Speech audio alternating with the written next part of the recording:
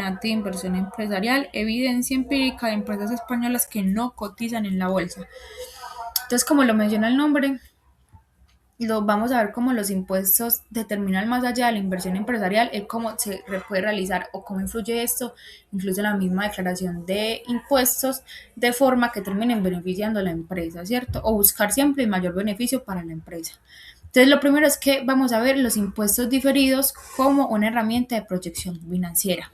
Entonces, vamos a entender qué es el impuesto diferido, que es un dinero que si no se paga hoy, ya sabemos que se debe pagar o se va a mover en el futuro, ¿cierto? Y a partir de ahí vienen dos términos que en el balance de las empresas se van a analizar. Entonces, el primero es el activo por impuesto diferido. ¿Qué es? Podemos verlo como un cupón de descuento para el futuro.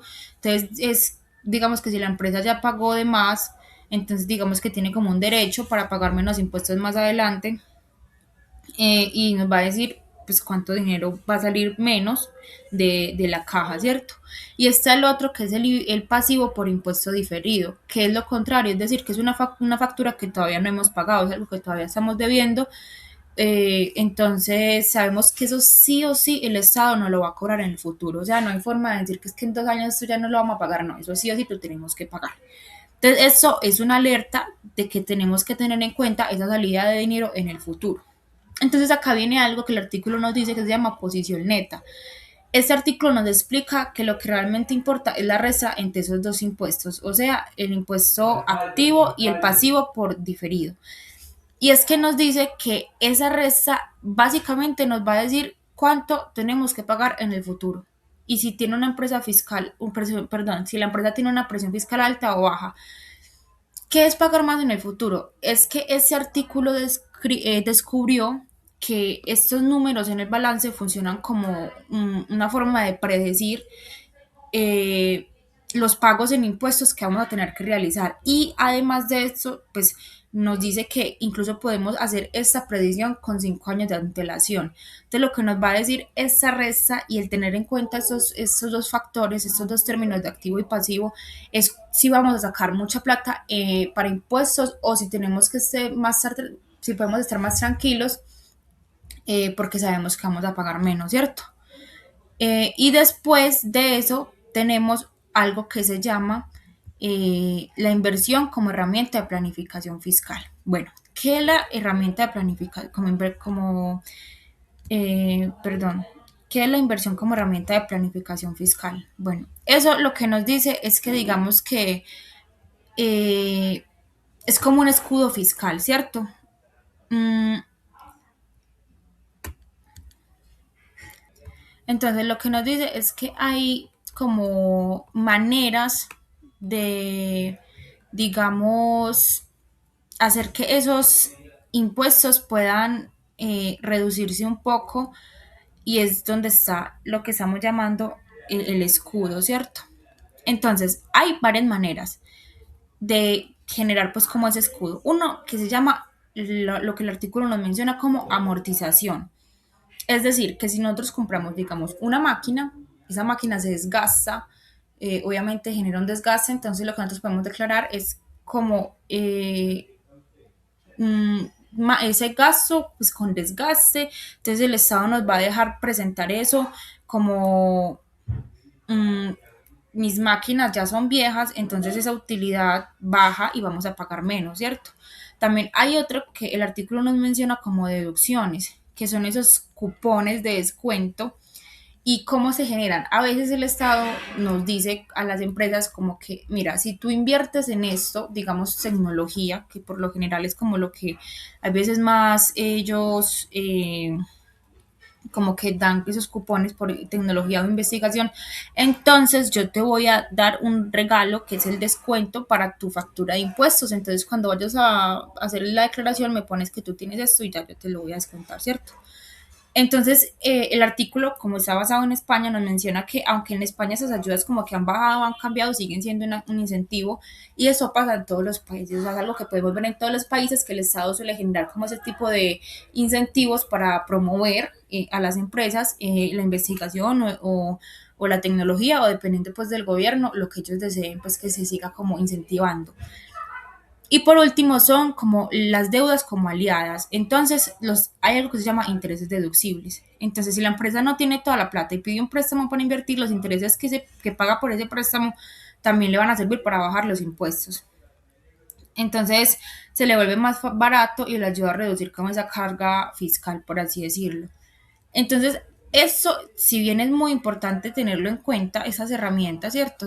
También tenemos que igual tener en cuenta los determinantes del presupuesto capital. ¿Qué pasa?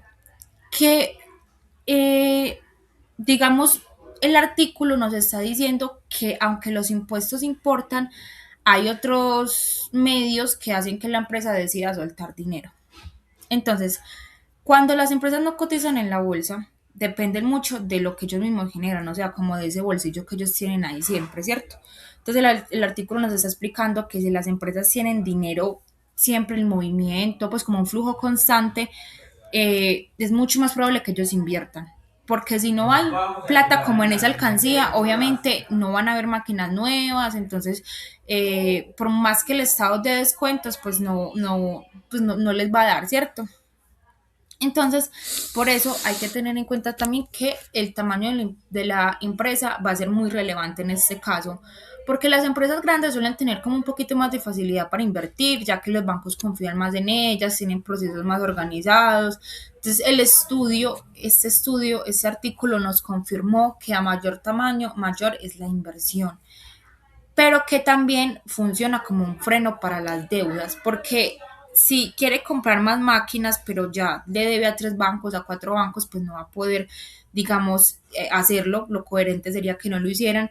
Y el artículo dice que si una empresa ya está muy endeudada, eso mismo va a actuar como un freno para que no haga nuevas inversiones.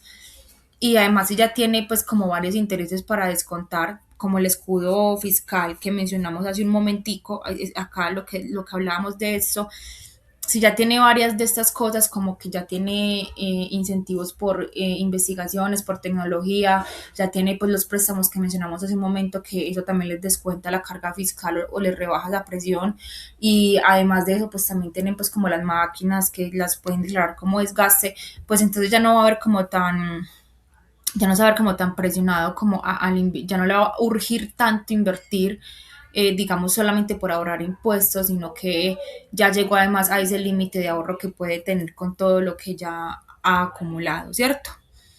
Y también está otro tema que es muy importante a la hora de invertir y son los dividendos. Es decir, que si los dueños de la empresa siempre están sacando el dinero para ellos, se lo están dividiendo, pues obviamente va a haber menos para comprar activos.